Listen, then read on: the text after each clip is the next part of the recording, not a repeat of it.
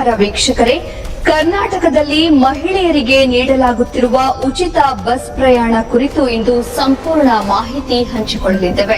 ಕರ್ನಾಟಕ ರಾಜ್ಯದಲ್ಲಿ ಮಹಿಳೆಯರಿಗೆ ಸಾರ್ವಜನಿಕ ಬಸ್ ಪ್ರಯಾಣವನ್ನು ಉಚಿತಗೊಳಿಸಲಾಗಿದೆ.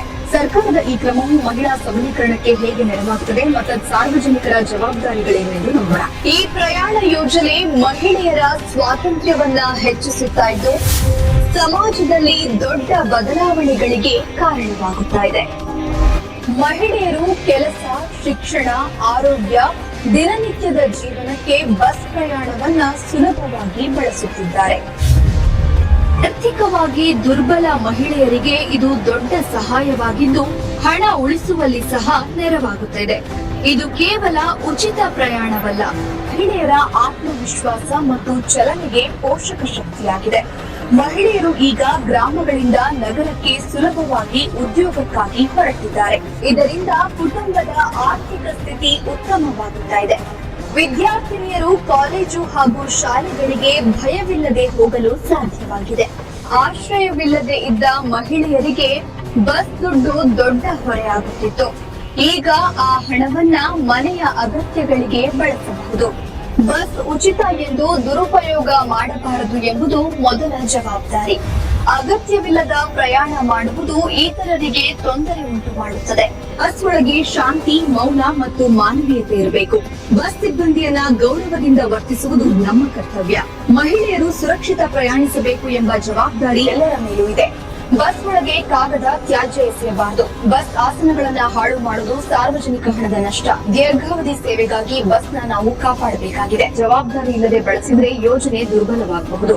ಬಸ್ ಸಾರ್ವಜನಿಕ ಆಸ್ತಿ, ಅದನ್ನ ಉಳಿಸಬೇಕು. ಚಾಲಕರು ಬೆಳಗಿನಿಂದ ರಾತ್ರಿವರೆಗೆ ಸೇವೆ ಮಾಡ್ತಾರೆ. ಅವರ ಕೃತಜ್ಞತೆ ತೋರಿಸುವುದು ನಮ್ಮ ಕರ್ತವ್ಯ. ತಡವಾಗಿ ಹತ್ಬೇಡಿ, ಅನವಶ್ಯಕ ಜಗಳ ಬೇಡ. ಚಾಲಕರ ಮಾತು ಕೇಳುವುದು ಸುರಕ್ಷತೆಗಾಗಿ ಅಗತ್ಯ. ಅನಾವಶ್ಯಕ ಒತ್ತಡ ಕೊಡಬೇಡಿ. ಬಸ್ನ ಸಂಸ್ಕೃತಿ ಬೆಳೆಸಬೇಕು.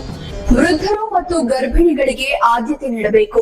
ಬಸ್ ತುಂಬಿದ್ರೆ ಮುಂದಿನ ಬಸ್ ಕಾಯುವುದು ಉತ್ತಮ. ಈ ಶಿಸ್ತು ಎಲ್ಲರ ಹಿತಕ್ಕಾಗಿ. ರಾಜಸ್ಥಾನದಲ್ಲಿ ಮಹಿಳೆಯರ ಆರ್ಥಿಕ ಸ್ಥಿತಿ ಸುಧಾರಿಸುವಲ್ಲಿ ಇದು ಪ್ರಮುಖ. ಕುಟುಂಬಕ್ಕೆ ಉಳಿವಿನ ಭದ್ರತೆ ಸಿಗುತ್ತದೆ. ಕೆಲಸ ಹುಡುಕುವ ಮಹಿಳೆಯರ ಸಂಖ್ಯೆ ಹೆಚ್ಚಾಗಿದೆ. ಸಮಾಜದ ದೃಷ್ಟಿಯಲ್ಲಿ ಮಹಿಳೆಯರ ಕೀರ್ತಿ ಏರಿದೆ. ಇದು ಸಣ್ಣ ಬದಲಾವಣೆಯಲ್ಲ, ದೊಡ್ಡ ಸಾಮಾಜಿಕ ಕ್ರಾಂತಿ. ವೃದ್ಧರು ಮತ್ತು ಗರ್ಭಿಣಿಗಳಿಗೆ ಆದ್ಯತೆ ನೀಡಬೇಕು. ಬಸ್ ತುಂಬಿದ್ರೆ ಮುಂದಿನ ಬಸ್ ಕಾಯುವುದು ಉತ್ತಮ. ಈ ಶಿಸ್ತು ಎಲ್ಲರ ಹಿತಕ್ಕಾಗಿ. ಮಹಿಳೆಯರ ಆರ್ಥಿಕ ಸ್ಥಿತಿ ಸುಧಾರಿಸುವಲ್ಲಿ ಇದು ಪ್ರಮುಖ. ಕುಟುಂಬಕ್ಕೆ ಉಳಿವಿನ ಭದ್ರತೆ ಸಿಗುತ್ತದೆ. ಕೆಲಸ ಹುಡುಕುವ ಮಹಿಳೆಯರ ಸಂಖ್ಯೆ ಹೆಚ್ಚಾಗಿದೆ.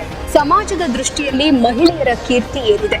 ಇದು ಸಣ್ಣ ಬದಲಾವಣೆಯಲ್ಲ, ದೊಡ್ಡ ಸಾಮಾಜಿಕ ಕ್ರಾಂತಿ. ವಿದ್ಯಾರ್ಥಿನಿಯರಿಗೆ ಪ್ರಯಾಣದ ದೊಡ್ಡ ಲಾಭ. ಓದಲು ಹತ್ತಿರದಲ್ಲೇ ಕಾಲೇಜು ಇಲ್ಲದವರಿಗೆ ಸಹಾಯ.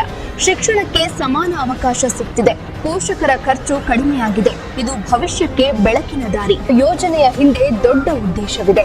ಅದನ್ನ ನಾಶ ಮಾಡಬಾರದು. ಅಪಪ್ರಯೋಗ ಮಾಡಿದರೆ ವಿಶ್ವಾಸ ಕುಸಿಯುತ್ತದೆ. ತಪ್ಪು ಮಾಹಿತಿ ಹಂಚಬೇಡಿ. ಜವಾಬ್ದಾರಿ ಹೊಂದಿದ ಪ್ರಯಾಣ ಅತ್ಯಗತ್ಯ. ಕಂಡಕ್ಟರ್ಗಳು ಕಷ್ಟಪಟ್ಟು ಕಾರ್ಯನಿರ್ವಹಿಸುತ್ತಾರೆ. ಅವರಿಗೆ ಬೇಕಾದಷ್ಟು ಗೌರವ ಕೊಡಬೇಕು. ಅವರ ಮಾತು ಕೇಳಿ ಸಹಕರಿಸಬೇಕು. ಸಣ್ಣ ವಿಚಾರಕ್ಕಾಗಿ ಜಗಳ ಬೇಡ. ಸಿಬ್ಬಂದಿ ಜನ ಸಹಕಾರ ಇದ್ದರೆ ಸೇವೆ ಸುಗಮ. ಉಚಿತ ಬಸ್ ಪ್ರಯಾಣ ಮಹಿಳೆಯರಿಗೆ ಭದ್ರತೆ. ಗುಂಪಿನಲ್ಲಿ ಪ್ರಯಾಣ ಸುರಕ್ಷಿತತೆ ನೀಡುತ್ತದೆ. ಸಾರಿಗೆ ಮೂಲಕ ಮಹಿಳೆಯರ ಹಕ್ಕು ಬಲವಾಗುತ್ತದೆ. ಅಪರಾಧ ಪ್ರಕರಣಗಳು ಕಡಿಮೆಯಾಗುತ್ತಿವೆ. ಸಮಾಜದಲ್ಲಿ ಭದ್ರತಾ ಚೇತನ ಬೆಳೆಯುತ್ತಿದೆ. ಗ್ರಾಮದ ಮಹಿಳೆಯರು ಪಟ್ಟಣಕ್ಕೆ ಸುಲಭವಾಗಿ ಬರ್ತಿದ್ದಾರೆ. ಯಾತ್ರೆ ಹಗುರವಾಗಿದೆ. ಗ್ರಾಮ ನಗರ ಸಂಚಾರ ಹೆಚ್ಚಿದೆ. ಗ್ರಾಮೀಣ ಬಡ ಮಹಿಳೆಯರಿಗೆ ಹೆಚ್ಚಿನ ಲಾಭ. ಈ ಬದಲಾವಣೆ ರಾಜ್ಯದ ಬಲವಾಗಿದೆ. ಬಸ್ ಪ್ರಯಾಣ ಉಚಿತವಾದ್ರಿಂದ ಅದರ ಮೌಲ್ಯ ಗೊತ್ತಿರಲಿ. ಸೇವೆ ಉಳಿಸಿಕೊಳ್ಳಬೇಕಾದ್ರೆ ನಾವು ಜವಾಬ್ದಾರಿಗಳು. ಭ್ರಷ್ಟಾಚಾರವು ಸೇವೆಯ ಜೀವ. ಸಹ್ಯ, ಗೌರವ, ಮೌನ ಅತ್ಯಗತ್ಯ. ಯೋಜನೆ ಮುಂದುವರಿಯಲು ಜನರ ಪಾತ್ರ ದೊಡ್ಡದು. ಮಹಿಳೆಯರ ಜೀವನದಲ್ಲಿ ಹೊಸ ಚಿಗುರಿದೆ. ಇದರಿಂದ ಮುಂದಿನ ತಲೆಮಾರಿಗೂ ಲಾಭ. ಸಾರಿಗೆ ಬಲವರ್ಧನೆ ಆಗಲಿದೆ. ಇದು ಸಮಾಜದ ಅಭಿವೃದ್ಧಿ ಸೂಚಕ. ಎಲ್ಲರ ಸಹಕಾರದಿಂದ ಯಶಸ್ಸು ಸಾಧ್ಯ. ಈ ಉಚಿತ ಬಸ್ ಯೋಜನೆ ರಾಜ್ಯದ ಹೆಮ್ಮೆ. ಮಹಿಳೆಯರ ಸ್ವಾವಲಂಬನೆ ಇದರಿಂದ ಹೆಚ್ಚುತ್ತಿದೆ. ಜನ ಜವಾಬ್ದಾರಿಯಿಂದ ವರ್ತಿಸಿದ್ರೆ ಇದು ಶಾಶ್ವತ. ಸೇವೆ ಪ್ರಜೆಯ ಹಕ್ಕು. ಕಾಪಾಡುವುದು ಕರ್ತವ್ಯ. ವೀಕ್ಷಕರೇ, ಇಂದಿನ ವಿಷಯ ನೀವು ಉಪಯುಕ್ತವೆಂದು ಭಾವಿಸುತ್ತೇನೆ. ಧನ್ಯವಾದಗಳು.